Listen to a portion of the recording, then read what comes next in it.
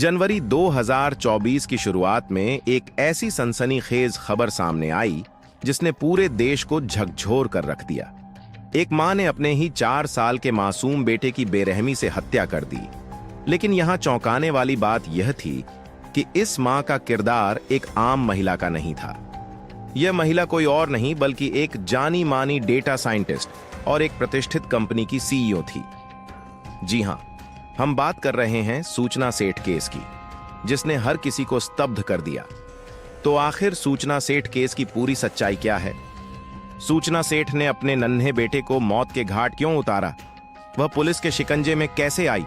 आइए जानते हैं इस हत्याकांड से जुड़े हर पहलू को विस्तार से। लेकिन उससे पहले अगर आपने अब तक क्राइम डायरीज चैनल को सब्सक्राइब नहीं किया है तो जल्दी से चैनल को सब्सक्राइब करें। दोस्तों, जैसा कि हमने आपको बताया, यह कहानी है हाल ही में सुर्खियों में आए सूचना सेठ केस की, जिसने हर किसी को चौंका दिया है। सूचना सेठ मूल रूप से पश्चिम बंगाल की रहने वाली है। कोलकाता में शुरुआती शिक्षा के बाद उन्होंने आर्टिफिशियल इंटेलिजेंस और कंप्यूटर साइंस के क्षेत्र में करियर बनाने का निर्णय लिया। पेशे से वह एक एआई एथिक्स एक्सपर्ट और डेटा साइंटिस्ट हैं और उनकी प्रतिभा का लोहा पूरी दुनिया ने माना है। वह प्रतिष्ठित 100 brilliant woman in AI ethics सूची में भी शामिल रही हैं और उन्होंने हार्वर्ड यूनिवर्सिटी से फेलोशिप भी हासिल की है। इसके अलावा वह बेंगलुरु के रमन रिसर्च इंस्टीट्यूट में रिसर्च फेलो रह चुकी हैं और उनके नाम पर नेचुरल लैंग्वेज प्रोसेसिंग के कई पेटेंट भी दर्ज हैं। फिलहाल बेंगलुरु में रहकर काम कर रही सूचना सेठ ने 6 जनवरी से 10 जनवरी तक गोवा के कलंगूट बीच के पास स्थित सोल बनियान ग्रैंड सर्विस अपार्टमेंट होटल में रुकने के लिए बुकिंग की थी। 6 जनवरी की रात करीब 11:30 पर उन्होंने होटल में चेक इन किया। बुकिंग के अनुसार उन्हें 10 जनवरी तक इस होटल में रुकना था, लेकिन 7 जनवरी को रात करीब 9:01 पर सूचना ने अचानक होटल के रिसेप्शन पर फोन कर कहा कि उन्हें तुरंत होटल छोड़ना है क्योंकि उन्हें एक बेहद जरूरी काम से बेंगलुरु जाना है। सूचना की हड़बड़ी और तुरंत बेंगलुरु जाने की जिद सुनकर होटल के स्टाफ ने उन्हें समझाने की कोशिश की कि इतनी लंबी दूरी टैक्सी से तय करना महंगा और समय कंज्यूमिंग होगा और फ्लाइट से जाना एक बेहतर विकल्प रहेगा। लेकिन सूचना अपनी बात पर अडिग रहीं और बस इतनी ही चाहत जताई कि उन्हें तुरंत एक टैक्सी उपलब्ध करवा दी जाए। उनके इस दृढ़ आग्रह के बाद होटल स्टाफ ने टैक्सी ड्राइवरों से संपर्क करना शुरू किया। कई ड्राइवरों ने इतनी लंबी दूरी का सफर तय करने से इनकार कर दिया, लेकिन रॉय जॉन डिसूजा नामक एक ड्राइवर बेंगलुरु तक जाने के लिए तैयार हो गया। उसने इस सफर के लिए एक बड़ी रकम की मांग की। जब होटल स्टाफ ने सूचना को इस किराए की जानकारी दी तो उन्होंने बेझिझक कहा, पैसे की चिंता मत करो, बस मुझे टैक्सी दिलवा दो। किराया तय होते ही कुछ ही समय बाद डिसूजा अपनी इनोवा कार लेकर होटल पहुंच गया। थोड़ी देर में सूचना भी अपना सामान लेकर होटल के बाहर आ गईं। लगभग रात के 1 बजे डिसूजा अपनी कार में सूचना सेठ को बिठाकर बेंगलुरु की ओर रवाना हो गया। जब कोई गेस्ट होटल छोड़ देता है तो आमतौर पर उसके कमरे की सफाई की जाती है ताकि अगले गेस्ट को दिया जा सके।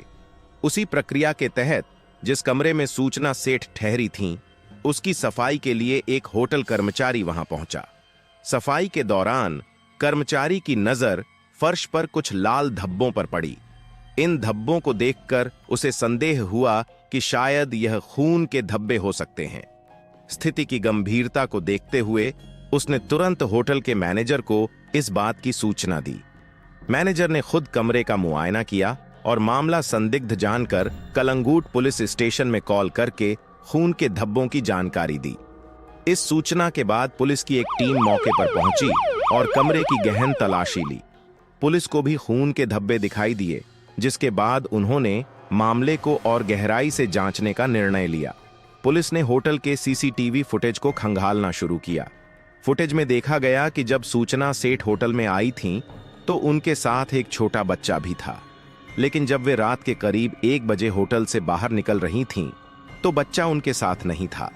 यह बात पुलिस को संदेहास्पद लगी और उन्होंने तुरंत सूचना सेठ से संपर्क करने का प्रयास किया। हालांकि जब पुलिस ने उनके मोबाइल पर कॉल किया तो उनका नंबर स्विच ऑफ मिला।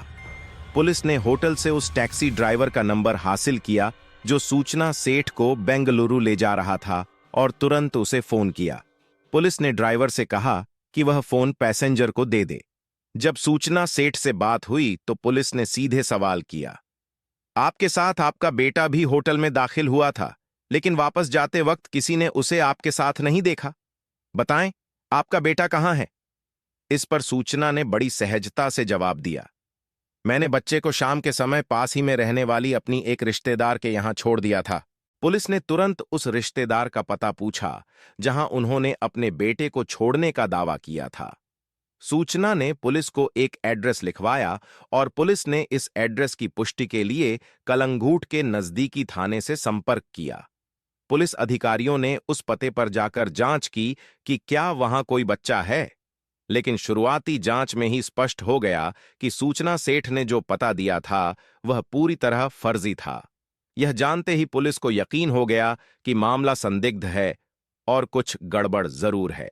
स्थिति की गंभीरता को भांपते हुए पुलिस ने एक बार फिर से ड्राइवर को कॉल किया और उसे निर्देश दिया कि वह कार को लेकर जितनी जल्दी हो सके पास के पुलिस स्टेशन की ओर बढ़े।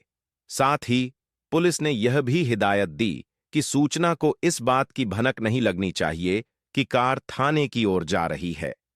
जैसा कि पुलिस ने ड्राइवर डिसूजा को निर्देश दिए थे, उसने चालाकी से वही किया।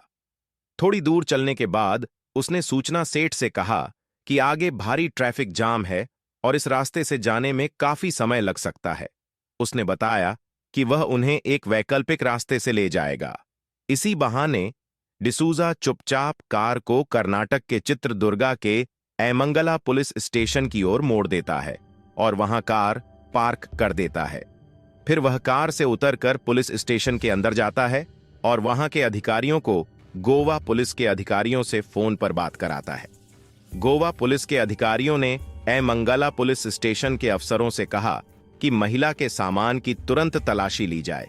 पुलिसकर्मी जब सूचना सेठ के सामान की तलाशी लेने लगे तो नजारा देखकर सबके होश उड़ गए।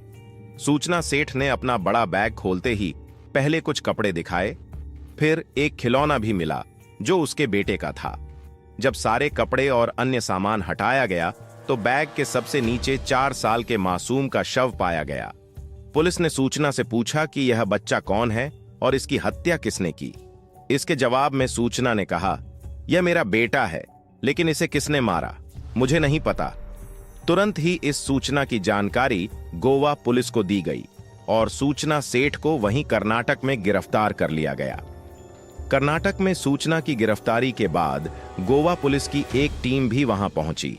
इसके बाद कर्नाटक पुलिस ने औपचारिक रूप से सूचना को अपनी हिरासत में ले लिया और उसे कोर्ट में पेश किया। कोर्ट ने उसे पुलिस रिमांड में भेज दिया ताकि इस दर्दनाक और चौंकाने वाले मामले की गहराई से जांच की जा सके। इस केस में पुलिस के सामने सबसे बड़ी चुनौती यही थी कि आखिर इस निर्दयी हत्या का मकसद क्या हो सकता है। पुलिस ने इस रात से पर्दा उठाने के लिए सूचना सेठ से गहन पूछताछ शुरू की। शुरुआती पूछताछ में ही सूचना ने दावा किया, मुझे नहीं पता कि मेरे बेटे की हत्या किसने की। जब मैं सोने गई थी तो मेरा बेटा जिंदा था, लेकिन जब मैं उठी तो वह मर चुका था। इसलिए मैं उसे अपने साथ ले जा रही थी ताकि मैं उसके साथ हमेशा रह सकूं। यह बयान पुलिस के लिए चौंकाने वाला था, क्योंकि सूचना ने इस कहानी को बार बार दोहराया। लगभग 10 से 12 दिनों तक पूछताछ करने के बाद भी वह यही बात कहती रहीं, खुद को निर्दोष बताती रहीं।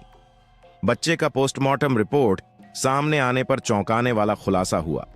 रिपोर्ट के अनुसार बच्चे की मौत करीब 36 घंटे पहले तकिए से मुंह दबाकर या गला घोंटकर की गई थी। इसका मतलब था कि बच्चे की हत्या तब हुई जब वह अपनी मां सूचना सेठ के पास ही था। पुलिस को यकीन हो गया कि इस हत्या का राज शायद सूचना के मनोविज्ञान में छिपा हो सकता है। इसलिए आगे की पूछताछ में साइकोलॉजिस्ट और साइकेट्रिस्ट की मदद ली गई ताकि सूचना से सच उगलवाया जा सके। लेकिन उनकी कोशिशें भी नाकाम रहीं, क्योंकि सूचना लगातार अपने बयानों में अड़ी रहीं। हालांकि इस बीच पुलिस को सूचना के होटल रूम से कुछ अहम सबूत मिले।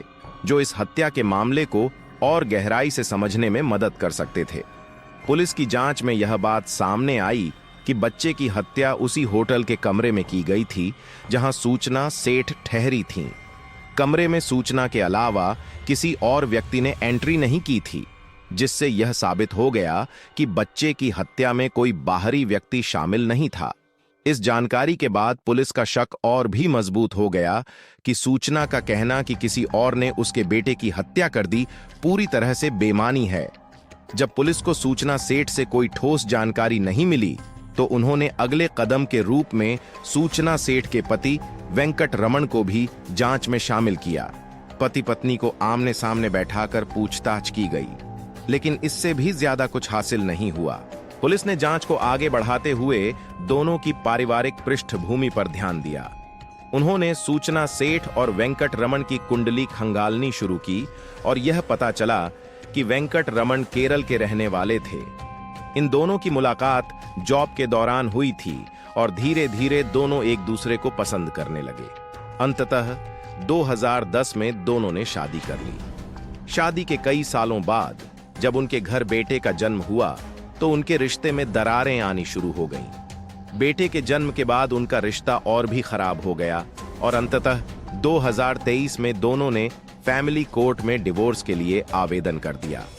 डिवोर्स का मामला लगभग तय हो चुका था, लेकिन यह बेटे की कस्टडी को लेकर अटका हुआ था। सूचना सेठ चाहती थीं कि बेटा उनके पास रहे, जबकि वेंकट रमन बेटे की कस्टडी चाहते थे। सूचना और वेंकट रमन के बीच लंबे समय से चल रहे तलाक और कस्टडी विवाद ने इस मामले को और जटिल बना दिया था। कोर्ट में सुनवाई चल रही थी और दोनों के रिश्ते में इतनी ज्यादा दरार आ चुकी थी कि सूचना अपने बेटे को वेंकट से मिलने नहीं देती थी। इस कारण वेंकट रमन अदालत की शरण में गए और अदालत ने फैसला सुनाया कि हर रविवार को वेंकट अपने बेटे से मिल सकता है। साथ ही अदालत ने वेंकट को महीने का गुजारा भत्ता देने का आदेश दिया था। हालांकि इस फैसले के बावजूद वेंकट और उनके बेटे के बीच कोई खास मुलाकात नहीं हो पाई। सूचना हमेशा किसी न किसी बहाने से अपने बेटे को बेंगलुरु से बाहर ले जाती थी। इसीलिए 31 दिसंबर 2023 को भी सूचना अपने बेटे को लेकर बेंगलुरु से गोवा चली आई।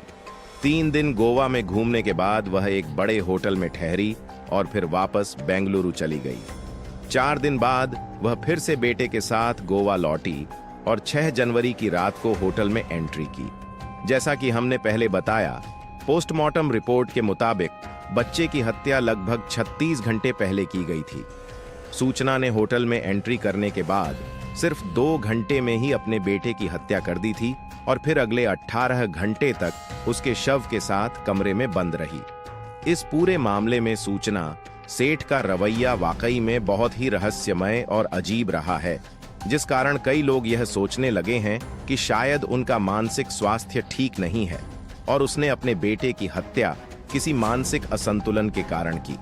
हालांकि गोवा पुलिस ने इस संदर्भ में विशेषज्ञों की मदद ली, जिन्होंने यह रिपोर्ट दी कि सूचना सेठ मानसिक रूप से पूरी तरह फिट है।